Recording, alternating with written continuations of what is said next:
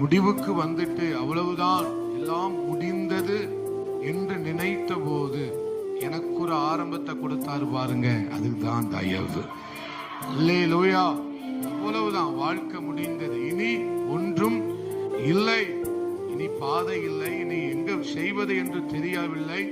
அப்படிப்பட்ட நிலைமையில நான் நின்றிருக்கிறேன் அநேக முறை. முடிவு அவ்வளவுதான், இனிமேல் என்னுடைய வாழ்க்கை இப்படித்தான் என்ன செய்ய போகிறது, போகிறது. இதுக்கு ஒரு ஆமென் ஸ்தோத்திரம்.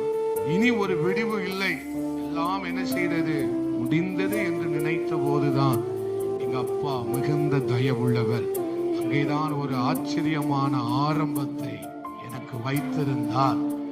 அதுதான் அவருடைய தயவு. எல்லாம் முடிஞ்சதுன்னு நினைக்காதீங்க, உங்களுக்கு ஒரு ஆரம்பத்தை கர்த்தர் வைத்திருக்கிறார்.